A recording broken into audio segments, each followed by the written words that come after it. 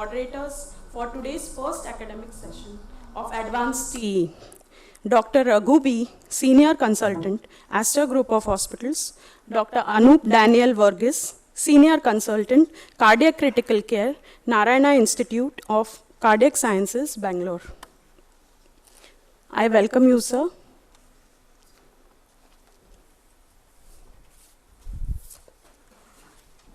I request you, sir, to kindly take over the session.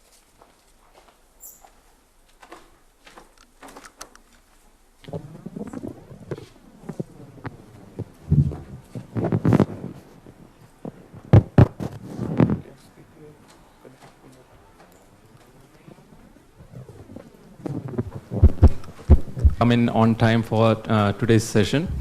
So we've had 2 days of basic TE sessions in the last 2 days, and now we're going to start a session on advanced TE.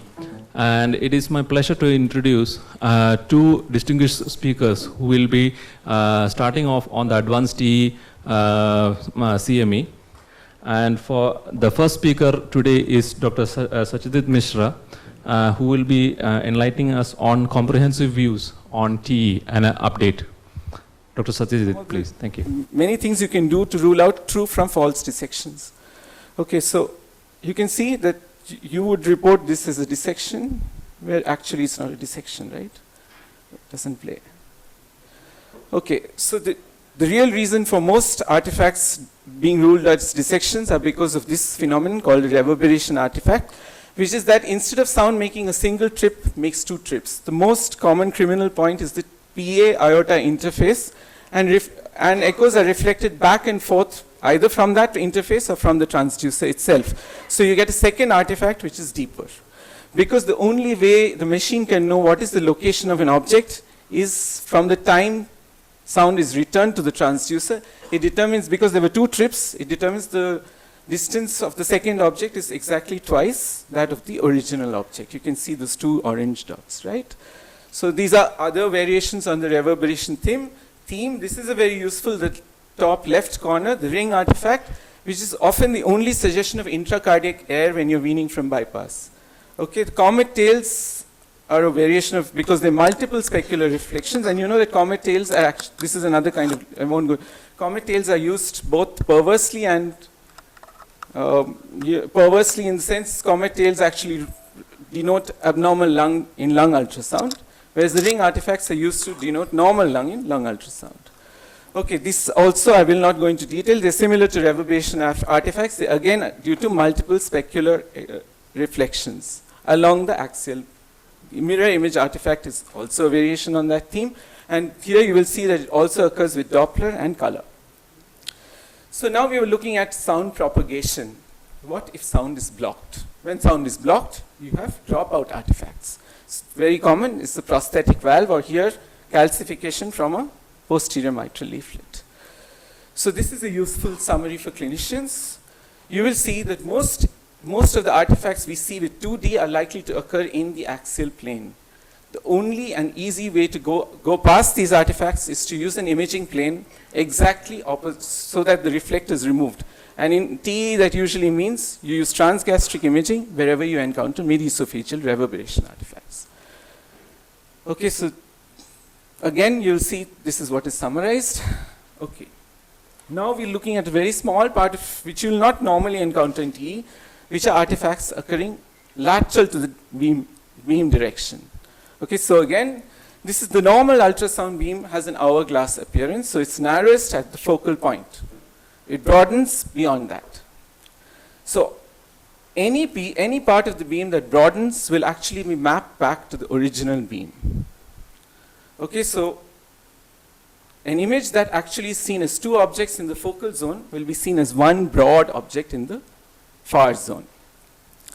And you can see here, you imagine there's a clot in the LA appendage, whereas actually there's no LA appendage clot. This can easily be done by just adjusting focus to the LA appendage.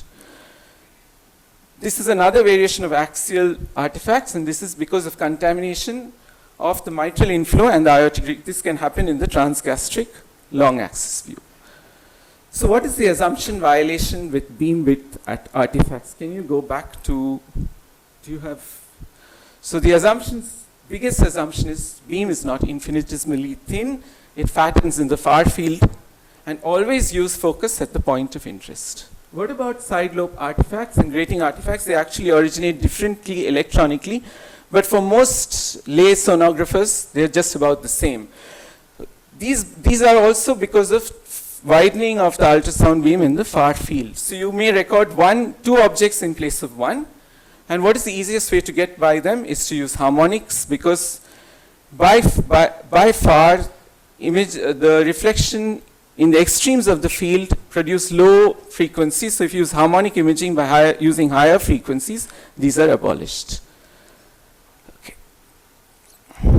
Okay, so that's a side lobe artifact from the brightening in the middle. You don't commonly encounter refraction artifacts on TE because there are not so many tissue planes with different attenuation. So quick snapshot on 3D artifacts. So this is a very nice 3D image, but technology means you're going to use many volume scan lines, and they're all going to be stitched together. So that's a nice image, and you know that this is what can happen when respiration interferes with it. Okay, the other big thing about 3D, which is often missed, is that Doppler and B mode are like chalk and cheese. Doppler primarily is based on you're focusing on temporal resolution, whereas B mode is based on spatial resolution. The orientation of ultrasound for accurate B mode imaging has to be perpendicular to region of interest, whereas Doppler has to be parallel to the flow. So any dropouts that occur in relation to a structure, you'll have to always ask, am I perpendicular to the region of interest? Because otherwise it will be seen as a dropout.